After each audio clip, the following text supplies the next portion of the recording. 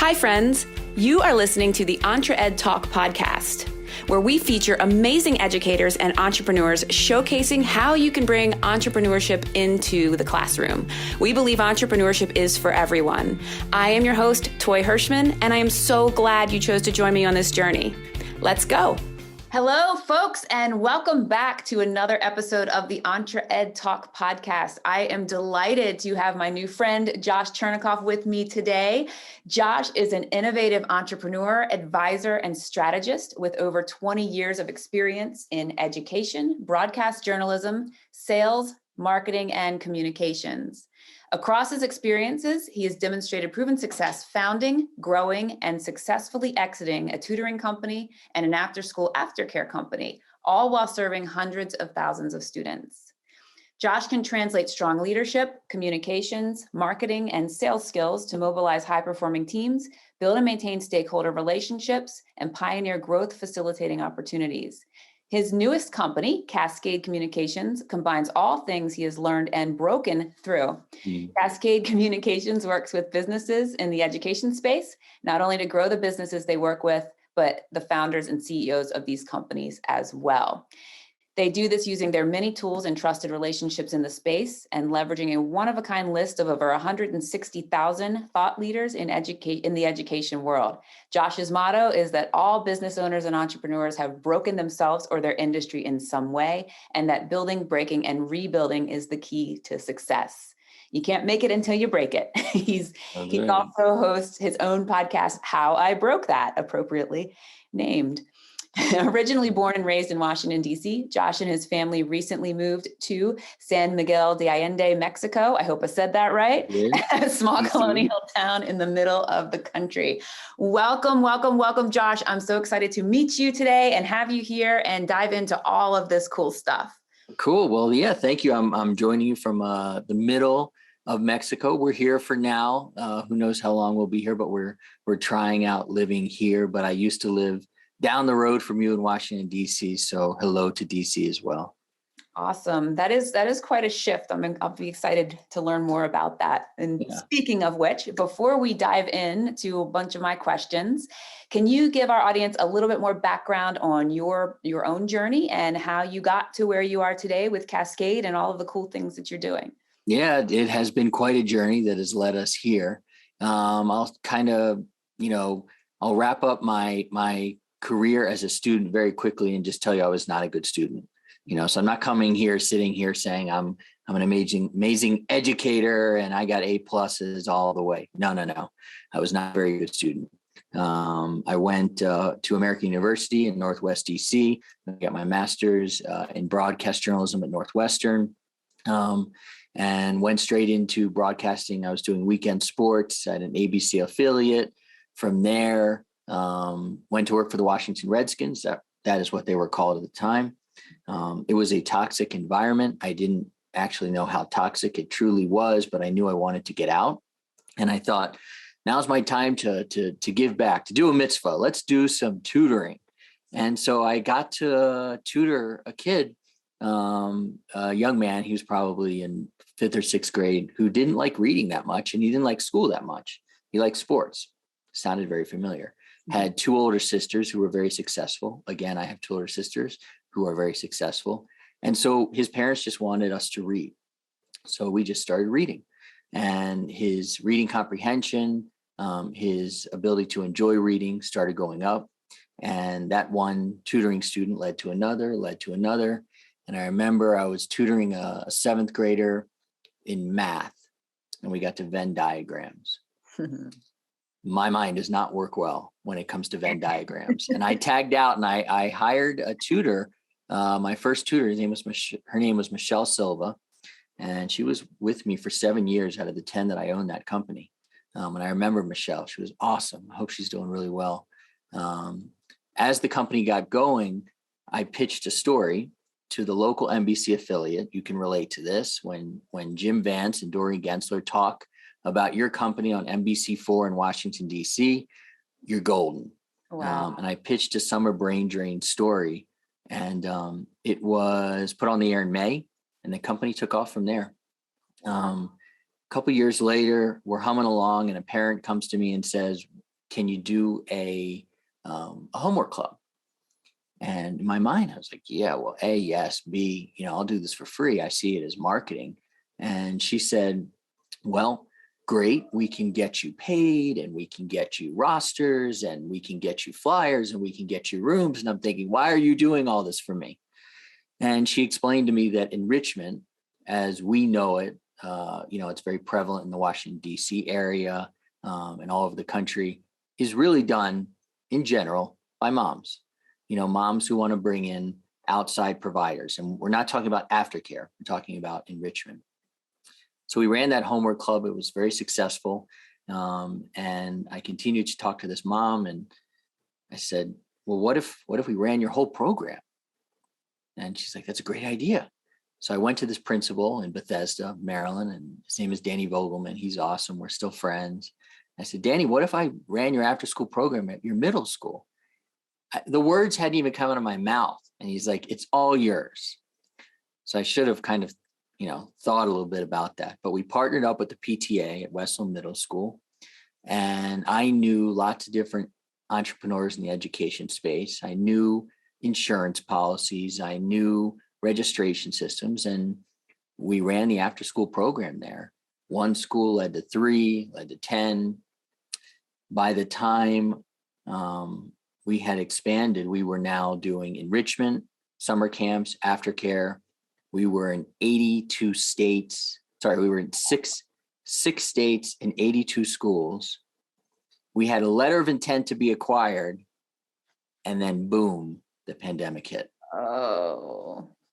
It wasn't the worst thing in the world. It broke my heart. So back to the breakage, it broke my wife's heart. It broke kind of the backs of my business partners at the time. But it ended up being okay. I had sold my tutoring company to a Canadian group. And so I had been through the process of selling, and kind of looked at my COO at the time, who's now my best friend, who I love and also can't stand at times. And I said, look, you really want to be in this aftercare space, and I'm ready to move on. Let's make a deal. And we did. I made a really good deal. We used, I've been with the same lawyer since 2007, this guy Brent and in Maryland, and we got the deal done. And I decided then, now I just wanted to work with other entrepreneurs in the education space. I looked at this list that I had curated over the years of 160 now, almost 200,000 contacts in the education space. I looked at what I did really well, which was promote myself and my companies to become a thought leader. And I wanted to help entrepreneurs in the education space do those two things.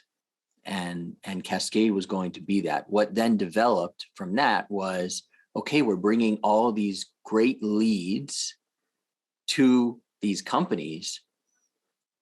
How are they going to scale? And I brought on a member of our team. Her name is Anna.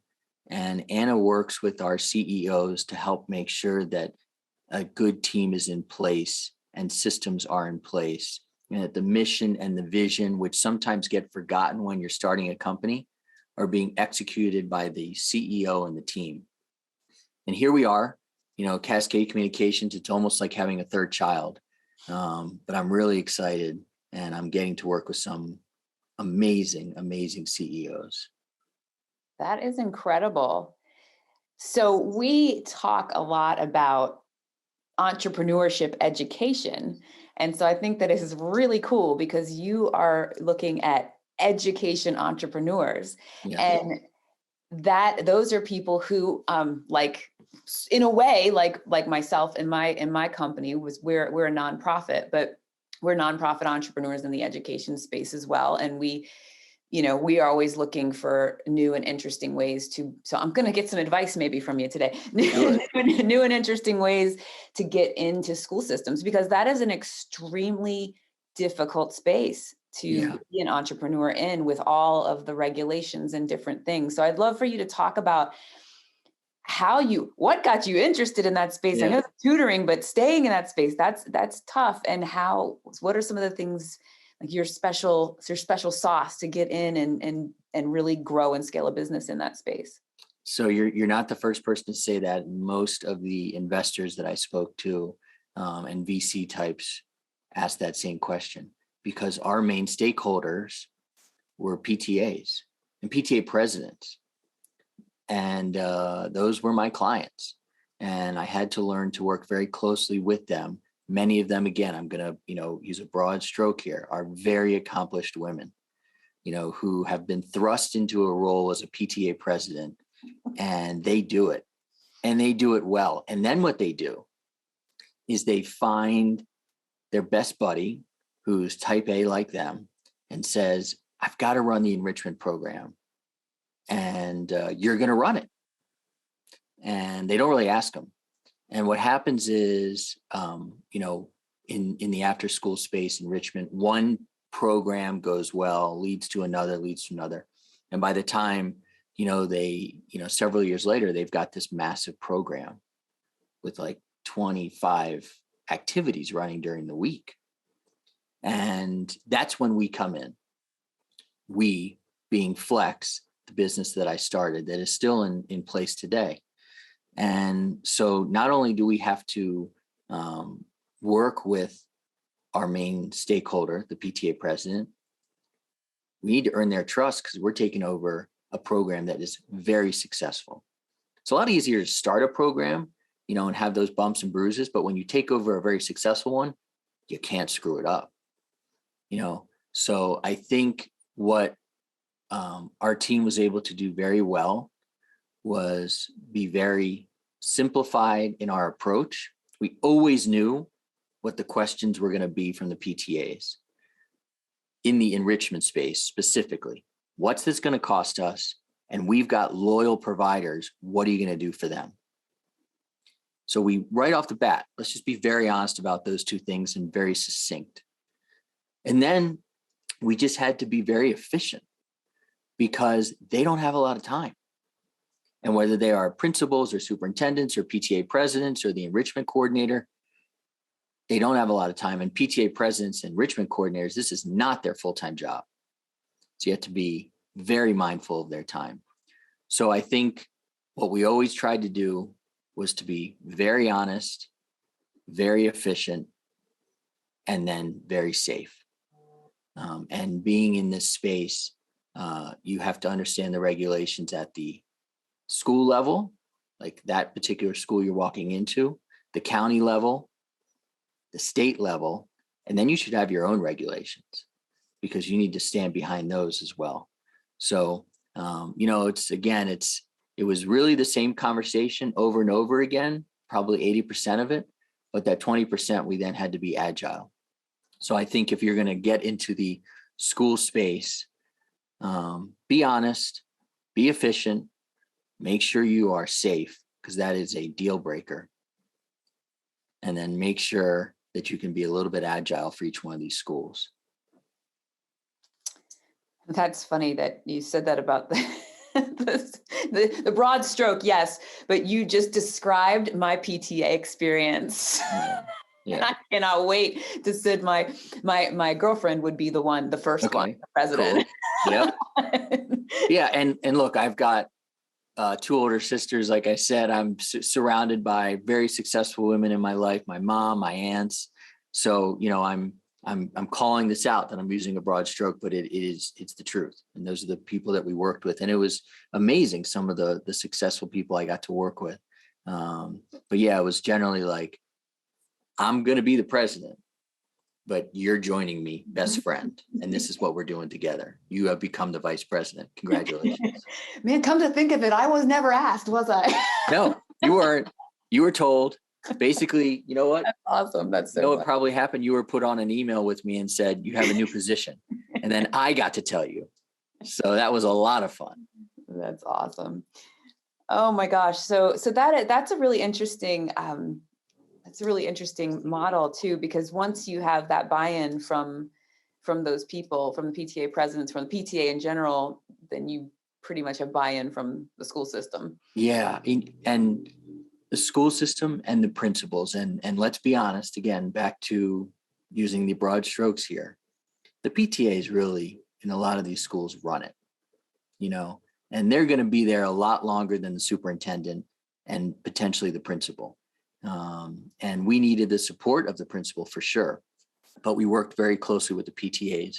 And this is part of what we do at Cascade, which is really, I kind of think of myself as a pitching coach. I've got a team that helps get the emails delivered. We're sending 1,000, 2,000 emails a day that are super well written, to the thought leaders, principals, superintendents. We're creating these live, like made for TV events where we're doing panels and really, bringing about conversation. But at the end of the day, it's the CEO that has to talk to the superintendent or the principal or the PTA president, and they have to know how to talk to them. And so, as you can probably tell, I'm pretty comfortable talking, but not everybody is. And some people are too comfortable with it. But sometimes I got to talk to a CEO and I guess say, you're throwing 110 miles per hour here. We got to lower it to 80 because remember, this is not their full-time job as a PTA president. Or somebody might be throwing 50 miles per hour. And I'm like, you got to get it up to 80, because, this principal doesn't have that much time and they don't, no, we can't walk through a 25-page deck. No, let's get it down to 2. Let's hear about them first. Let's do a two-page deck. And then let's see if we can get to the second meeting and have more people join. That's a very good sign. So, we work with folks to make sure that they get their point across, because again, everybody is just so busy and people are getting more and more emails every single day. Yeah. So what are the types of companies that you represent in the education space? Are we talking about, nonprofits and for-profits, after school versus in school? What are some of the different types of CEOs that you work with, or whatever they call themselves? It depends on the day, what they're calling themselves. I mean, we always talk about how as a CEO, you can go from the penthouse to the outhouse in a matter of minutes, because you and I are having this, seemingly amazing conversation. And as a CEO, I may, get done here and then find out, oh my God, I got to fight this fire. So they experience that all the time. Let me think here. So to give you a wide range, I'm still working very closely with my former company and the COO, now CEO, Michael Fay, who I'm an investor in Flex. We are investors in a franchise called Overtime Athletics. And he also is now investing in another company called Little Medical School. And so I work with Michael to help get the word out on each one of those in-person after school experiences. On the flip side, we have First Root. First Root is a really neat product that basically kind of fuses financial literacy and democracy. And it's an app where they literally give money to kids to do projects in schools. And the kids get to vote. That's the democracy part. And then they have to manage the money that is given to them. And so I work with Luke, who's the CEO of that company. He's been very successful. And Luke was an Olympic figure skating champion. So this dude, super smart, super intense, so I get the chance to work with all different types of CEOs. And then right down in the middle of that is, let's see, who can we talk about?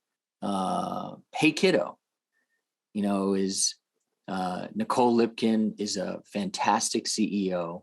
And she runs a company called Hey Kiddo. There's a platform for social emotional learning. Oh. And she has a background where she's able to connect with counselors and kids. And so she's brought that into her app. And so she's really amazing to work with. So again, I think the common thread is that I've got CEOs who are very smart, very driven, have probably been there, done that, broken it, remade it in different parts of their lives. And then we come together because they need help. getting the word out on their product, and that they want to be thought leaders, and then they want to scale their business appropriately. That's awesome. And they're probably very passionate about what they're doing, because you really don't get into this space unless you are. Yeah. I mean, Sure. if they're, and you're spot on. And this is something that we work with everybody on. If you're not passionate about it, what we do isn't going to work. What we write about in blog posts, what we talk about in interviews, what we send in emails is not first route. It's not flex. It's not, hey kiddo. It's the space. We talk about financial literacy. We talk about the value of after school programs. We talk about social emotional learning, and it's how important it is today, now more so than ever. We're not pushing the product. We're pushing the discussion. Right. And so if they're not passionate about that, and they're only passionate about dollars and cents and more users, it ain't going to work. And that email is going to be deleted immediately. So you're right. It is absolutely about passion. That's awesome. That's awesome. I love what you talk about breaking things to make them, to build them back better. And I think I just used a catchphrase there. Thank you. But what does that look like in education? And especially I'm interested because I know a lot of our listeners are kind of on that edge of wanting to be more part of educational reform. And with entrepreneurship, we're in that arena a lot, because it's kind of a newer thing in the K through 12 space. But just wondering what that breaking it looks like with CEOs of companies that are focused on education. Yeah, I think the breaking it part, especially now, post-ish pandemic, who knows what's going to happen.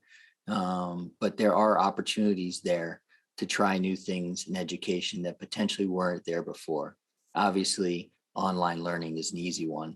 But now we got to figure out the hybrid learning, right? And how can we fuse the in-person and the online, make it equitable, make it so that anybody can get an opportunity to learn anything from karate to better reading skills, and everything in between. So to me, there's some science and some art to the breakage. The science part is just failing fast and knowing, you're going to try something, getting data around it, and then getting to a better place with what you're trying to do with your, particular passion project. The art part is the bruises that you can't see that are all over my body, from losing money to, unfortunately, having some relationships go sour. That breakage is just going to happen. And you got to be able to learn from it. And I don't think being an entrepreneur is for everybody. I've worked with some CEOs in Cascade who, we've had some tough talks. Like, maybe you are a better fit at the Big Four, at Deloitte or KPMG or in the government. You did fantastic work there. Maybe this isn't necessarily for you. But it has always been for me. As much as I try and, think about going into a regular job, this has always been for me. And I love working with people who have the same passion when it comes to entrepreneurship and a willingness to break things. That's awesome. Very well said. We like to talk about that at EntreEd all the time, as we're constantly trying to challenge the status quo in schools. And this has been quite an interesting time for education. Well, it's been an interesting time in every industry. Yes, it has. But especially, we learned really quickly that virtual learning by itself was not a great way to go in most cases, and that in person was impossible for a while. And so I think you're right, a hybrid space is where it's at. And I think it's cool that the ability for teachers that know their content, that are very well skilled in their field, but they want to bring in some really cool things. Yeah. That hybrid option of being able to bring in karate, for instance, and something that the teacher might not have familiarity with, but have it so well done in the virtual space that it can work in a classroom as well. I think that there's a lot of opportunity for that. Yeah. And, I think at this point, whatever that new normal is going to be, it isn't going to be, we hope, what it was when the pandemic started. And that wasn't organized, and everybody's doing their best. Teachers, parents, kids, administrators. So as we get to this new normal and it's not as hectic, let's look at all the good things from in person. Let's look at all the good things for online, and let's figure out a way to make them work together. It doesn't have to be one or the other, and it doesn't have to be so frantic. Love that. So how have you been able to, were you able to establish yourself and then continue? And I know you have a lot of thought, it sounds like you have a conglomerate of thought leaders in the education space, but how do you leverage those to make Cascade the thought leader in helping other educational leaders get into schools and build their business? I think it's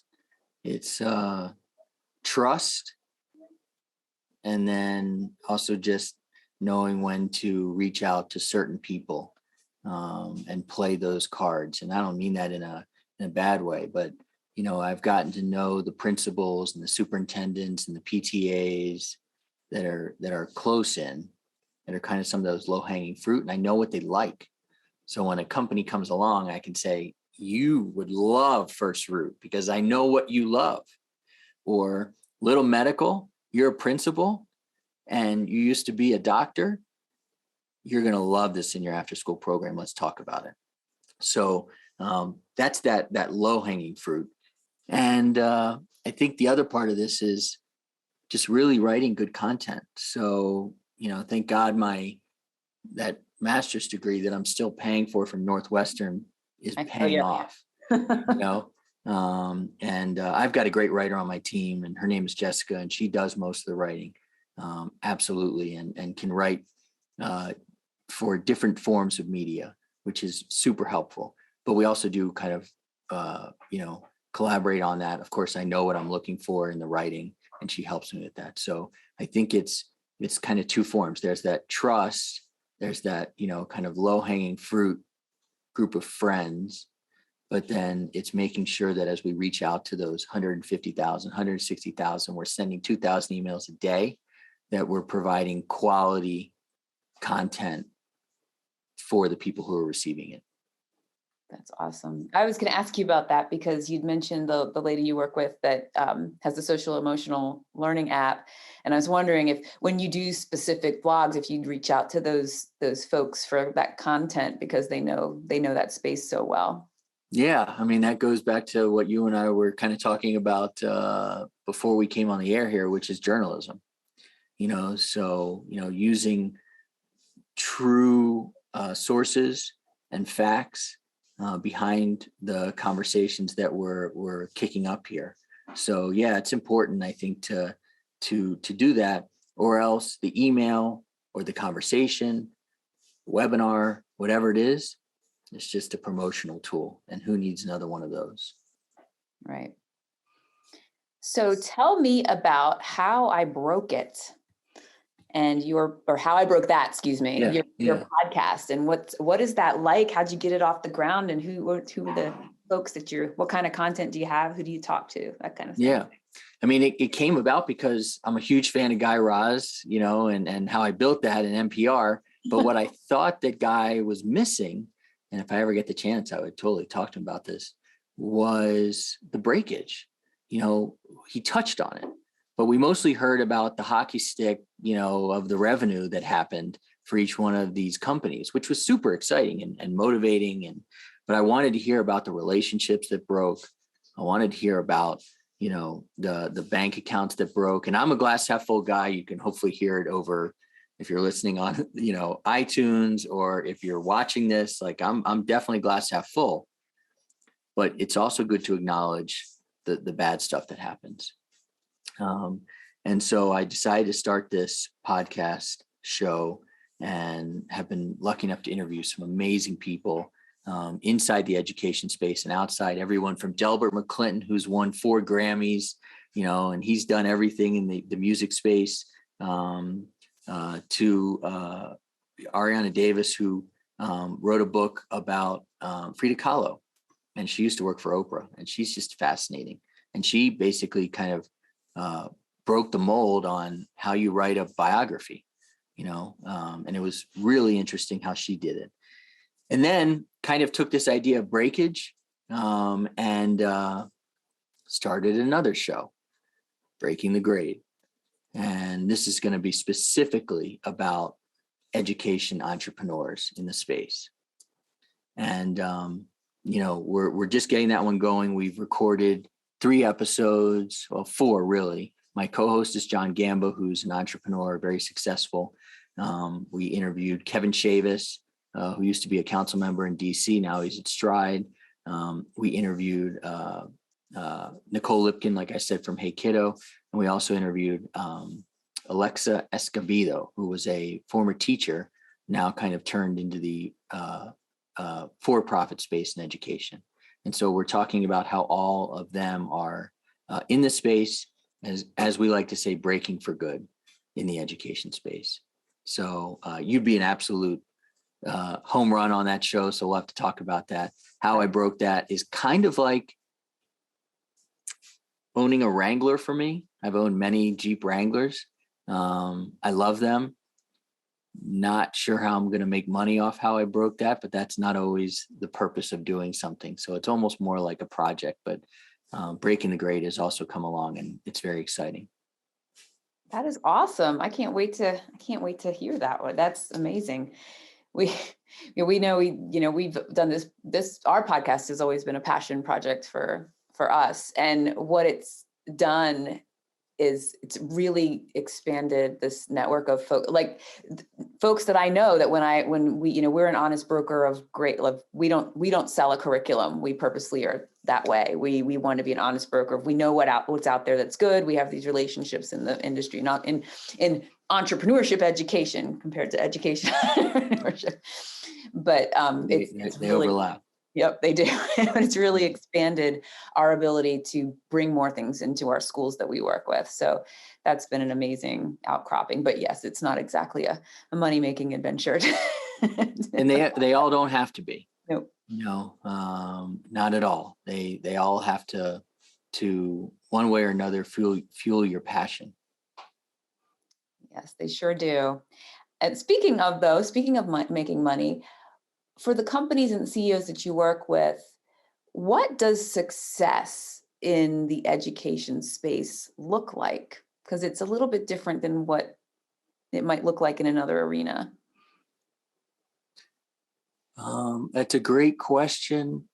And it looks, I think people want to look at users or attendees. At the end of the day, there has to be most likely revenue to be made.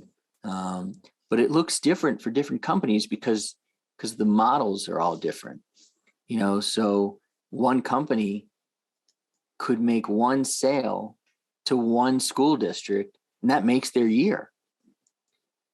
Another company, might need users and might be, $100 buy-in per kid per year. And so they need a lot more schools than one.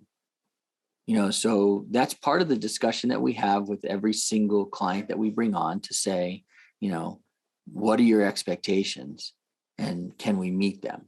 And then we kind of go backwards from there. So I think success looks different for everybody, only because, like in the enrichment space, I was hitting singles when it came to getting schools. You really can't win a school district when it comes to enrichment. Aftercare, yes, there are RFPs for aftercare. So that's a very different story. So I was just trying to hit singles, and that made me even more gritty. than I, have seen from some other entrepreneurs, because they just need to get a school district. So I would try and hit singles and then hit some doubles and maybe some triples. So for me, I would say, if you had asked me if I was Cascade, or Cascade was asking me, I would say, I need as many schools, not going for a school district. But we have some of our clients who just need to pick off a school district or two. And so that's a very different conversation, and a very different ask of potentially the people in our group of how are we going to, position this company the right way. That's really interesting. I asked that question because as a nonprofit, we always wrestle with that idea. And, we don't want to make money, but we have to have revenue in order to keep doing what we're doing and scale. But it's always a very difficult thing to think about is, how do we make it as affordable as possible for schools so that everybody can access it, but then at the same time still keep the lights on? So yeah. Imagine that's a tricky conversation when in you and with your clients. Yeah, the nonprofit world is something that is pretty foreign to me. So I'd love to continue our conversation, because obviously I believe in entrepreneurship. And so I'd love to learn much more about what you guys are doing, because if there's ways that I can support entrepreneurs or companies that believe in entrepreneurship, I'm all for it. Just don't know the nonprofit space that well. It's a crazy space because you're dealing with a lot of grants, and the grants look very different, as you know, RFPs look different. And so you're dealing with a lot of organizations that have they'll give you money, but they have a lot of say over what you do with that money. And it's very restrictive. And then you have some foundations that are wide open. And then we do get some revenue from, just from school districts themselves that want to self-pay. But it's a very weird model. We're always trying to figure out the best way to deliver things to the schools in the most affordable way. And so it can be very tricky. Yeah. Well, I would love to learn more about it, because, coming from bootstrapping two companies, it's pretty foreign to me.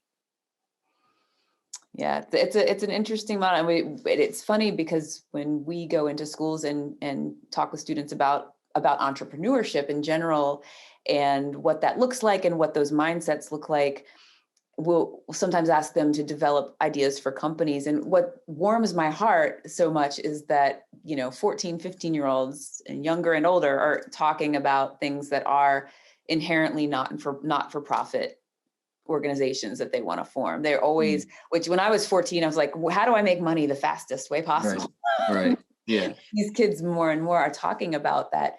They want to do social good. They want to make a change in the world for good. So I think we try to explain the nonprofit space to them as much as possible, because it is a very different world than a for-profit space, but same principles still apply, though. You still have to make money at the end of the day. Yeah. Well, lucky them, to have you guys there and teaching that. I don't think I had any courses on entrepreneurship offered when I went to school. My courses were pushing my lawnmower around, Bethesda, Maryland, Rockville. I was a caddy at Bethesda Country Club, and then Woodmont on Rockville Pike. I kind of taught myself that way of how to, run my own business and make money. But the kids there are lucky to have you. Well, thank you for saying that. I never had a course either, and I think it's a little bit tragic that by and large we take students several times through their academic career through these massive career exploration experiences in general, and very few show them that entrepreneurship is always an option. It's not for them right off the bat, maybe when they're 40, maybe after they have some experience under their belt, that kind of thing. That's how most entrepreneurs tend to go. It's usually, 10 years after you've gotten into the industry and you find your stride, or in your case, you go, you know what, this thing just happened to me and it's lighting my life up, and I want to pursue that. So that's just to have that in the back of their heads, that's always a career option, regardless of age, time, Totally. field, all that kind of stuff. So yeah, this might be the ideal time to drop the F-bomb, but sometimes you just gotta say, F it. I'm going for it, and you do it. And another saying that I always think back on, I used to have it as a screensaver or a desktop like background, and it said, "Fear is a liar." And it was like painted underneath a bridge. And that could be something that you think about if you're a brand new entrepreneur, or if you're starting your third business, or if you just have sold, a $1 billion company, because that creeps in, that fear creeps in of, can I do this? Can I be successful? Can I continue to be successful? If I'm selling my $1 billion business, and we're not talking about me here, somebody out there is having this, I think, discussion in their head of, well, what am I going to do next? Because I've only known this business and this baby for so long. What do I do next? So yeah, kind of 2 F's, it and fear is a liar. And then you go for it. Yeah, that's amazing. I just watched something yesterday that said one of the top reasons that companies fail is because of fear. Yeah. And I did a podcast talking about, my last podcast I did, talking about how, we need to help when we're talking about K through 12 and entrepreneurship. We're talking about getting communities around young entrepreneurs, not even K through 12, but even in, early adulthood, to help them with that fear, to rally around them and be their cheerleaders, because that's such a big deal that it'll stop you right in your tracks. Well, if you're, back to this, if you're the president, assign me whatever role, I'm on board. You don't even have to tell me what it is, but I'm all for building communities around entrepreneurs. I think it's so exciting and motivating, and at times sucks as well. And that's why you need community around you to help you get back up. I agree. That's wonderfully said. So a question for you. If, let's say I'm an educator, and I'm an educator, but let's say I'm a teacher and I'm looking for something new. What advice might you give me if I'm thinking about starting a business in the education space maybe I'm a physics teacher and I want to build something with that. What advice might you give me? First thing I would say is don't quit your daytime job just yet, only because it's valuable. Let's just go with the physics story. And let's say you've got an idea. Do it on the nights and the weekends. Make it be a lifestyle business to start. You got time. And you've also got a captive audience. Probably need to be very honest with your principal, but most likely you've got a great principal who would say, yeah, totally, try it out. Maybe talk to the parents, and you get a cohort of kids who, not like me, because I was an awful physics student, but who really love physics, and have them try it out. So I would say, go for it for sure. Be honest with the people around you, what you're doing. And then when it's close to being able to support you full time, then you got to go all in. Then you got to say, F it, fear is a liar, and do it. And now you're moving from a lifestyle business into a real business. And once we get to work with clients when they're cash flowing, because the work that Cascade does can't be a Hail Mary for you. You got to really understand your business, and you got to be very confident in it. We can bob and weave together. I'm happy to look at it, but you really got to understand the core part of your business, so that when we get you in front of these principals and PTAs and superintendents, you know what you're saying because you've tested it and you believe in it. So go for it. Start a lifestyle business. When it has become a real business, get some cash flow going. And when you're ready to really expand, let's reach out and let's talk at Cascade. And let's get you even bigger nationwide and worldwide. That's awesome. That's really good advice. A lot of people think that, if you want to start something new, you just have to dive off the deep end and dive into the deep end of the pool. And we talk to people a lot of times about, you can, especially now, you can start things where you can, like you said, build it up and have a model and have everything figured out, and then make that move. Yeah, you got time. And you got people out there who you're gonna find are gonna want to test it out for you. So take your time, but let's not make it be, financial. So hold on to your job, do a damn good job inside that classroom, and then spend your nights and your weekends building up that side project until it becomes a real business. Awesome.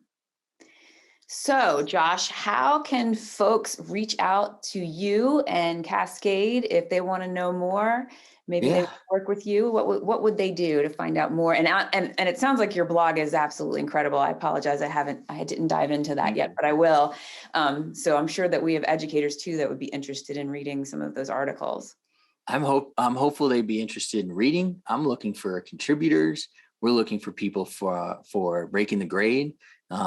People can go to cascadego.co. Find me on LinkedIn. However you want to reach me, we'll figure it out. If it's email or if it's LinkedIn or whatever, I'm happy to talk to anybody to get started, because I think it's really important. That intake process is so important to get to know each other, to make sure we're a good fit. We don't have too many clients, and that's on purpose, because we want to spend a lot of time getting to know each and every client and then really diving in.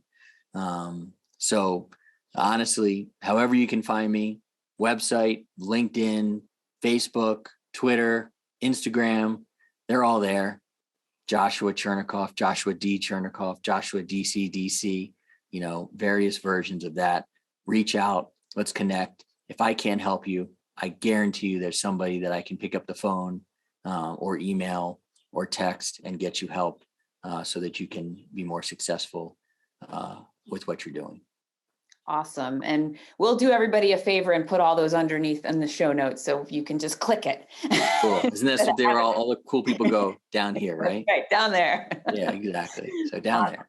Well, Josh, thank you so much for being on today. I learned so much, and I really appreciate your time. And I just think what you're doing is amazing. And I'm so glad that you stumbled upon tutoring and that became a thing for you. That's such an incredible thing. Thank you. It was an absolute stumble. That is for darn sure. And right back at you. I think you're doing awesome things. So, if there's ways that I can get involved in what you're doing, I'm very passionate about education and entrepreneurs. So you put them all together. So please, I'm game.